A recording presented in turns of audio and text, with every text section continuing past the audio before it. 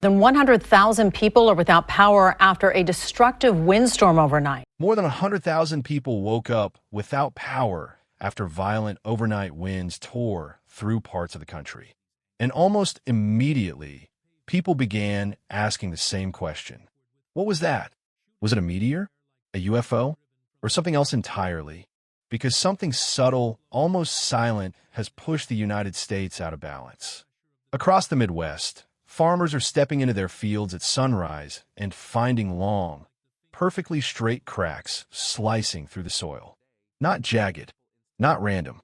Clean lines splitting farmland overnight, crossing property boundaries, stretching farther than the eye can follow.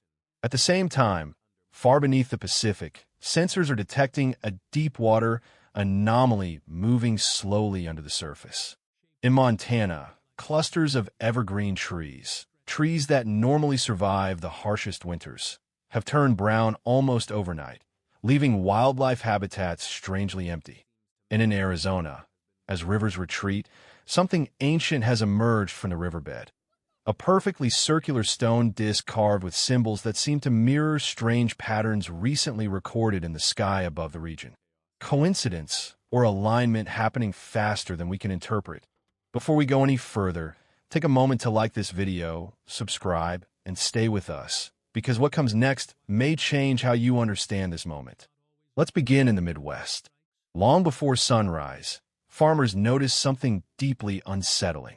Fields that looked perfectly normal the night before were now divided by straight fractures cutting clean through soil, fencing, and irrigation lines. These were not storm scars, not earthquake damage. Geologists were called in. Some pointed to underground erosion. Others suggested shifting aquifers. But none of those explanations account for the speed, the scale, or the geometry. These lines appeared across multiple counties at the same time. What disturbed residents most wasn't the cracks themselves. It was the feeling that the land no longer behaved the way it always had. The ground didn't look violently damaged. It looked altered, divided, as if something beneath the surface had shifted quietly, without warning. Scripture often warns that collapse doesn't begin when something falls. It begins long before, hidden beneath the surface, where pressure builds silently. The ground splitting feels different because it isn't destroying anything yet. It's revealing disconnection. And if this is the first sign, what follows is even more unsettling. Just before dawn near the port of Portland, fishermen were sailing in calm water when the ocean suddenly darkened beneath them. One described it as if the water was holding its breath. Then the sea rose. A pale, rugged neck emerged from the depths, taller than the boat itself, followed by a massive arch that sent waves rocking the vessel. Someone recorded 8 seconds of footage, and confusion spread instantly. There is no known marine species in the Pacific Northwest with that shape or movement. No eel, no whale, no sturgeon capable of rising vertically like that. Marine biologists tried to explain it. The size didn't match. The motion didn't match. Everything was wrong. And as confusion spread, many believers made a different connection. Revelation speaks of creatures rising from the deep as signs that precede upheaval. Whether symbolic or not, the timing was impossible to ignore. As America began splitting at the surface, something unknown rose from below. Why now? And why here? As questions spread along the coast, something else began happening in the forests of Montana. Entire hillsides of evergreen trees, normally immune to sudden seasonal change, turned brown almost overnight. No drought, no frost, no disease pattern that made sense. Foresters confirmed it wasn't gradual. It was simultaneous. Wildlife began abandoning the area, leaving behind an eerie silence.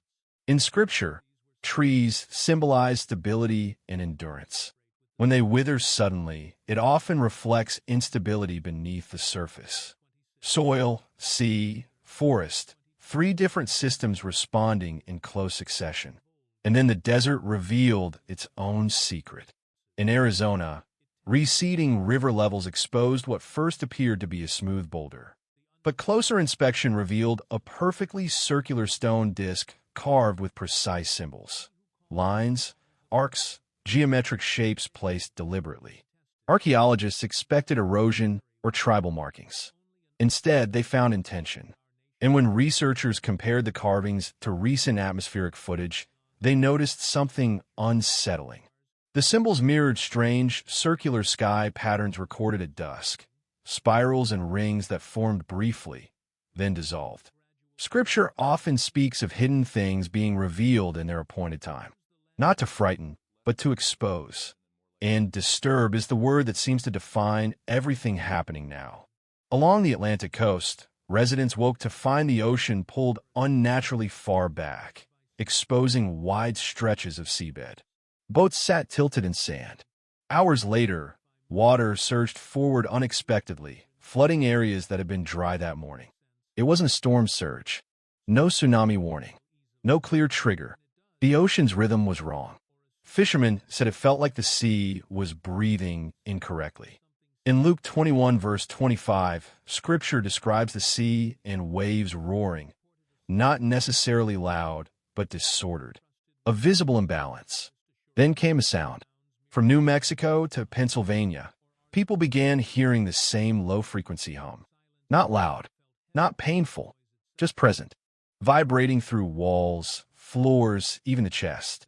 Power grids were shut down. The hum continued. Engineers discovered something disturbing. It wasn't traveling through the air.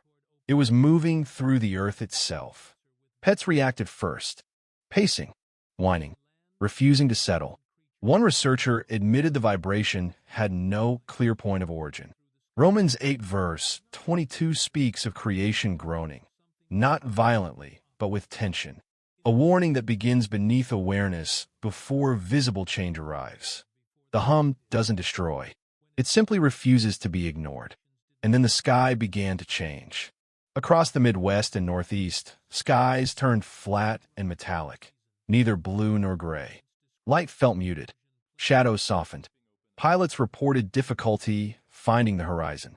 Meteorologists suggested aerosols or scattering, but couldn't explain why regions with completely different weather systems experienced the same effect simultaneously. Joel describes a time when the sun and moon grow dim, not disappearing, just losing clarity. Sometimes the sky doesn't roar.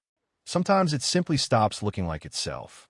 At night, silent flashes began appearing over Kansas, Oklahoma, Nebraska, and Missouri. Bright bursts illuminated clouds without thunder or storms. Radar showed nothing. No lightning within hundreds of miles. The skies seemed to pulse from within. Zechariah speaks of a time when it will be neither day nor night, but at evening time there shall be light. A signal, not destruction. And people began sensing it. These events weren't isolated anymore. They were connected. The pattern became impossible to ignore. Geological systems, ocean systems, atmospheric systems don't normally destabilize together unless something links them. Scripture describes convergence as a call to attention, not panic. Luke 21 verse 11 speaks of signs, plural, occurring in layers. And then the pattern expanded. In Washington state, winter weather escalated with almost no warning.